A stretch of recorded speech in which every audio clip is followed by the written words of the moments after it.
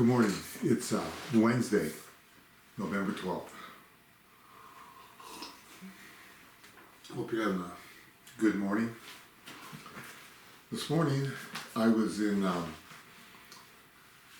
2 Thessalonians, chapters 1, 2, 3, and then into 1 Timothy, chapters 1 and 2. And the verse I wanted to share on was 1 Timothy chapter 2, verse 8. 1 Timothy chapter 2, verse 8. I desire then that in every place that men should pray, lifting holy hands without anger or quarreling. I'm going to read that again. It's Paul's instruction to the church. He tells them, he says, my desire, his desire, is that in every place, everywhere, that men should pray, lifting holy hands without anger or quarreling. I want us to notice a couple things here. He says in every place that we come together, he wants men in every place. He wants us, and men and women, I'm sure he's talking about, to be praying, be calling out to God, to be talking to God. And then he says, lifting holy hands without anger or quarreling.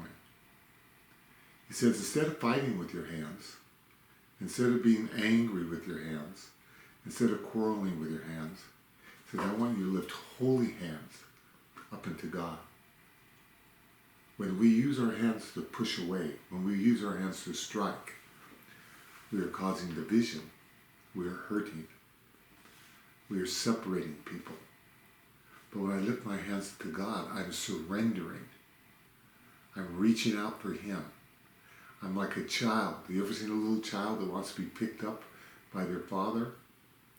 And they reach out, or their mother, they reach out. So they're saying, I want to pick me up, please. So they pick them up. When we reach out to God, we want to be near him. We're asking for him to come and to hold us. We're asking, Lord, please come and listen to me. Listen to my cry. Please come near me. Please hold on to me. Please pick me up.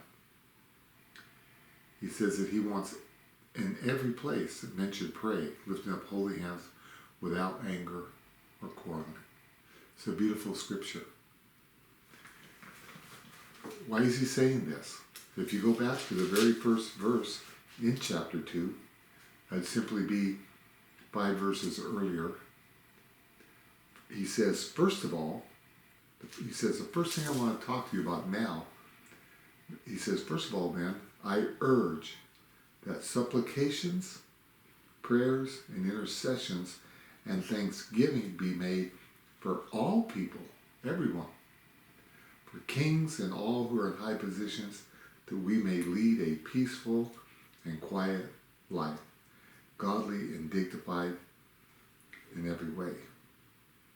Mind-blowing, because Paul lived in the Roman world. He lived where it was brutal as far as Rome was concerned towards people.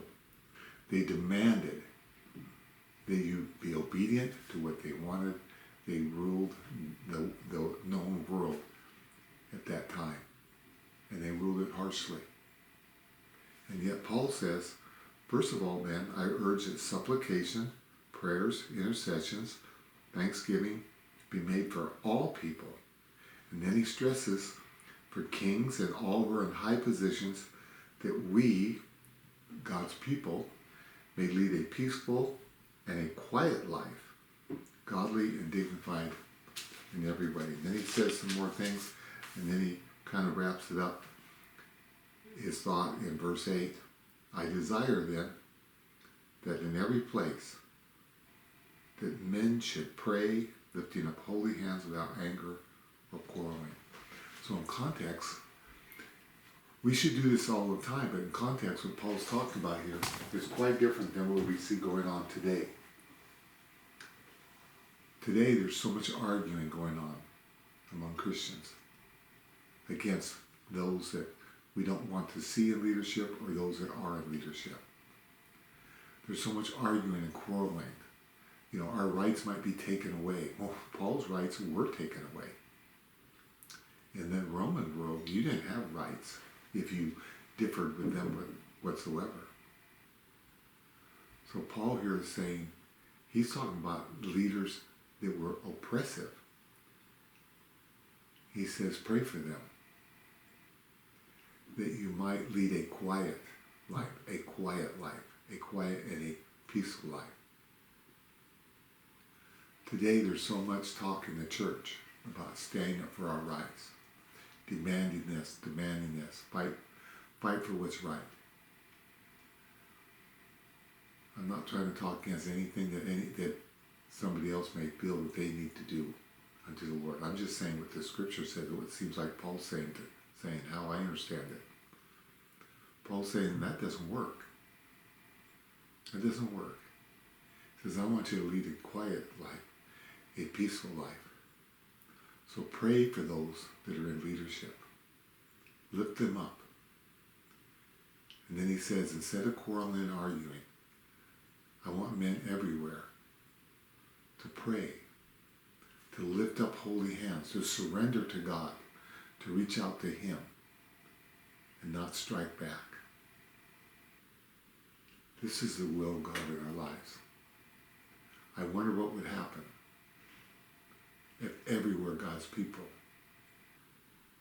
begin to quit arguing and quarreling and being angry. That's the way of the world. What would happen if we did nothing but pray for those in leadership, that we might live a quiet life, a peaceful life? And if we all lifted up hands, surrendered to the Lord, Lord, help me. We're calling out to you. And we're not going to quarrel anymore. We're not going to be angry anymore at what we see happening all around us. Because we know that you are in control of all things.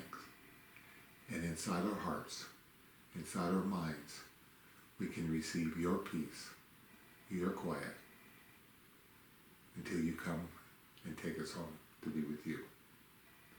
That's my prayer, is it will be a people that seek the Lord and what He wants, especially at this moment in history, at the time that we are living in.